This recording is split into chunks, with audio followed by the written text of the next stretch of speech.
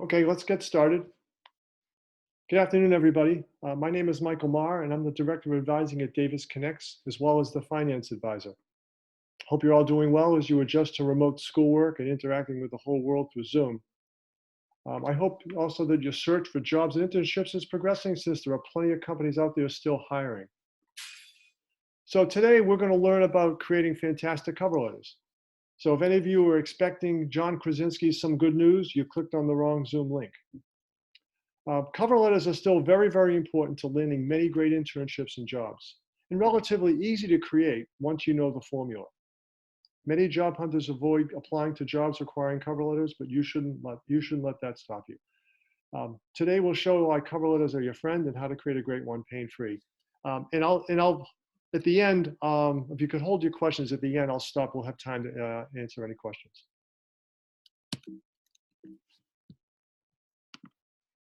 So today we're going to answer three questions. Do employers care about cover letters? What makes up a great one? And how do I create my own fantastic one? Let's start off with a very short video. Do you want a fantastic cover letter, one that is attention-getting, persuasive, and gets you an internship or job interview? This video answers the two most important questions about cover letters. First, do you even need one? Well, the short answer is yes. Some job postings may specify no cover letters, but every other time, always send a great one-pager. Why? Well, a resume only lists jobs and education, and cover letters do a few things a resume can't. Make it easier for an employer to see that you are a strong candidate in helping you get the interview. It tells a story of why you want this job in this company, connects your skills and experience with the employer's needs, and it persuades the reader to advocate for you. What makes up a fantastic cover letter? A cover letter is pretty simple and consists of just three parts, each providing very specific types of information. First is the hook, your opening, which grabs the reader's attention and makes them want to read more. It tells who you are and which job you're applying for, conveys your enthusiasm for the company, that you've learned about them and spoken to people there, and it shares your relevant qualifications, results, or connections. The second part of the cover letter is the sell, the body, matching your qualifications to the top requirements of the job description. Avoid repeating your resume and make sure this part is succinct and to the point. Either 3 short bulleted paragraphs or 1 to 2 paragraphs in prose. Link the 3 top job requirements to your skills, experience, and attributes, whatever sells you the best. Summarize what you did, how you did it, quantify your accomplishments, and illustrate your transferable skills. The third and final part of the cover letter is the ask, your close, where you summarize your abilities and clearly indicate next steps. Recap what you can contribute, your qualifications and strong interest. Specify your preferred next steps like an interview request or inviting the employer to speak further. And lastly, thank the reader. Now you're ready to write the 3 sections of your cover letter: an attention-grabbing opening hook, a persuasive sell about why you're perfect for the job, and a closing ask requesting next steps like an in-person interview. Be sure to reference the Davis Connects cover letter guide for more details, helpful worksheets, and examples of fantastic cover letters. And meet with the Davis Connects advisor for any cover letter help you need.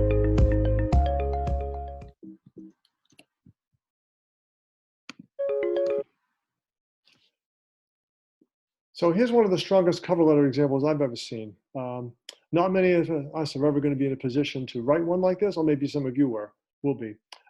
It's direct, succinct, confident, only what needs to be said. An intriguing question at the beginning, a list of pretty impressive accomplishments, making a lot of money, and a request to talk, and the courage to ask for a pretty high salary. So back to the question, do employers really want cover letters? You'll hear mixed reactions on this topic, but the simple answer is yes. You have to be prepared to have a cover letter because employers don't always agree, recruiters don't always agree, but it means you always have to be ready to provide one because you'll often need it. Plus, as we'll see, can be very advantageous for you. These 2 examples are from 2 recruiters in the same company. I think it was Amazon, if I'm not mistaken. What value does a cover letter add? Well, remember that the purpose of a cover letter resume is to get you an interview. A cover letter does what a resume can't.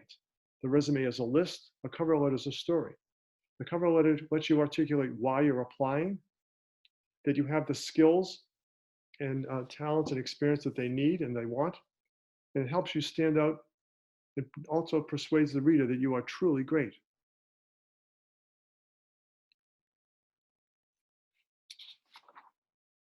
So the three parts of a cover letter are, as you saw in the video. First is the hook. The hook tells why you are writing. You want to make sure it's very attention-getting and intrigues the reader to want to know more about you. The second part of the cover letter, the middle, is a sell. It connects the job needs with your qualifications. It tells how your skills, experience, and personality match up. You want to be enthusiastic and share your accomplishments. You want to keep it specific and succinct, usually in 3 bullets or maybe in 1 to 2 paragraphs. And the last part of the cover letter is the close or the ask. It recaps why you're really the one for the job, what you can contribute. It requests an interview or next step, and it thanks the reader. There are also a few other elements to consider in a cover letter. First is the header, which you want to be consistent with your resume, maybe like letterhead or stationery, which you can create yourself. There's the salutation. So if you have the contact information of who's going to be reading your cover letter, use their name. In this example here, I put someone I know, Molly Aquilino rather. But if you don't, some people put Dear Hiring Manager or just omit the salutation completely. And then lastly, subject lines are kind of optional. You can it can be helpful sometimes to list the job that you're applying for in the cover letter in the subject line.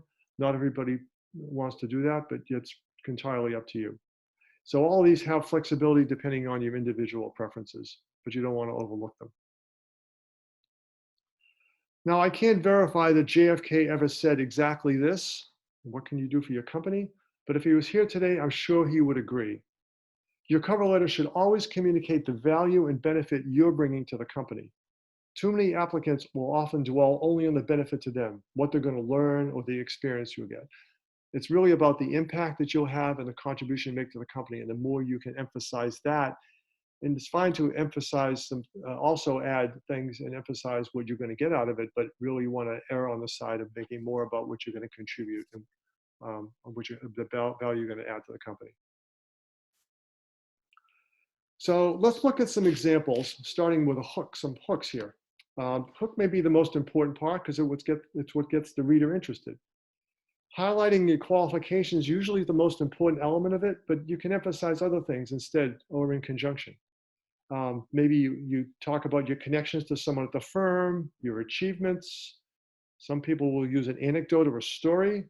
Others will start with a question, but like the third one we have there. So the top 2 examples include the person's qualifications, the role they're applying for, and who they are.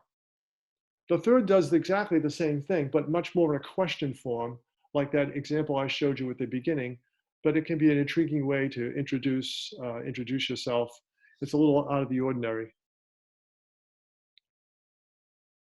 As for the sell is really the body of the letter, as we talked about. And so here are 2 examples. The top one is an example of a prose, beginning of a prose sell, where this is the lead-in. We're talking about, as a freelancer, producing high-quality work and a deadline, essential for securing future jobs, and really packs a lot of information in there. And then the copy under that elaborates even more so. The bottom there is an example, a more complete example of a bulleted approach, which is probably the easiest, where you pick 3 job requirements that you can meet, maybe the 3 most important job requirements, so you want to think about that, but make sure that you can meet them and then explain how well you can do it. Cite some examples of accomplishments in these particular areas in experience. And then lastly, the close. So the close recaps the value you bring, your relevant achievements, your perfect fit, enthusiasm, and it makes an ask for an interview. The first example here recaps the skills, is confident, a little more aggressive and a little pushy probably. The second one is a little less pushy, a little more straightforward. You can choose your own approach. I kind of like the top one a little bit more because it's a little more confident. And I think sometimes a little extra confidence in a cover letter can help. But you can end any way you want, but just remember you want to do a recap. And you want to be sure you ask for the interview and thank the reader. The job description has the specific information about what the employer is looking for. So it's the most important ingredient to customize your cover letter. Pull out the job description's key requirements, match those with your own skills and abilities, and identify where there's the strongest overlap. The Davis Connects cover letter guide on Handshake under resources has worksheets to walk you through this process step by step. But the example I showed previously where it had 3 bullets, this could be the 3 bullets, for example. In this case, it'd be 4 bullets. But this is the process someone would go through to identify what items to put in as bullets. You also want to speak to the company's values. Learn about the company, but don't just read the website. Dig for industry news, press releases, executive presentations. There are lots of tools online and through the library services to help. And here's an example of how research and informational interviews can enhance your message. So this copy references a LinkedIn Trek visit and cites the company's mission to connect the world's professionals, make them more productive, et cetera, et cetera. But the second example is where someone did a little bit more research and talked about similar things, but mentioned specific individuals and alumni that they spoke to, and really reference the company culture, which is a lot more powerful than just having read the mission on the website. So the more specific you can get, the better, the stronger the message. And certainly, as we talked about before, when you know someone in the company, you definitely want to reference that and show that you've actually learned a lot more about what the company's about. So I'm going to go through an example of this exercise. So here's an actual job posting description.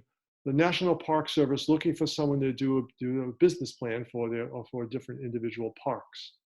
I won't read every bit of it, but if you go down towards the bottom there, I lists some of the qualifications and I highlighted those. So communication skills, project management abilities, problem solving, be able to work on teams independently, and government or nonprofit experience preferred. So if this is the job description, how might you attack the cover letter? So we're going to look at the 3 different parts. We're going to look at the hook, the sell, and the close in here. So, what does this do well? It clearly states who he is. He's a junior at Colby. It mentions his experience right up front, that he's applying for this specific position, and that he spoke to the person he's addressing it to and to this other woman, Joan Roberts. And then summarizes that first paragraph about the experience, reiterates the experience with a little bit more detail. So it's a pretty powerful opening, and I think if you get a cover letter, if you get an opening like that, you're pretty likely to read more. So what does the sell look like? Again, I won't read through all of this, but I'll highlight a couple of things that it does well. It provides detail for talking about going beyond the basic analyses, taking initiative to do research, and communicate to senior management, handling multiple cases at once. It highlights accomplishments versus just the responsibilities. And then down the second paragraph there, it sort of enriches his experience within the industry with real personal meaning, which is pretty powerful to an employer, showing that you have a commitment, particularly since that's something they were looking for in the job description.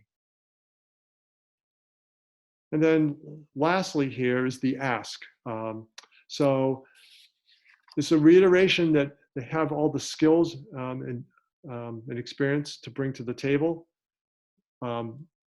Ask for an interview, but doesn't use the word interview, but basically ask for an interview, and thanks the reader, but not necessarily use the words thank you, but appreciate your consideration, but thanking the reader as well. So it's a recap, it's ask for an interview and thanking the reader.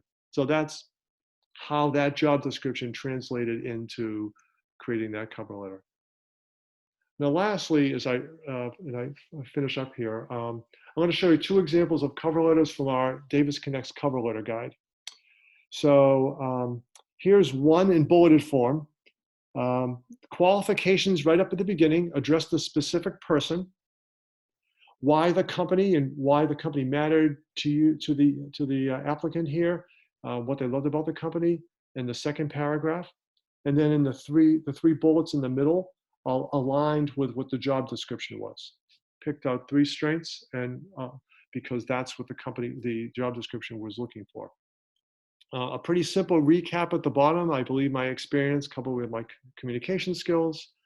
And then at the end, I close my resume, welcome the opportunity to present my credentials to you in person. And in the thank you to end it. And then one other example here, it's for a WNBA position. Up the top, the writer didn't have the name of the hiring manager, so just said WNBA hiring manager.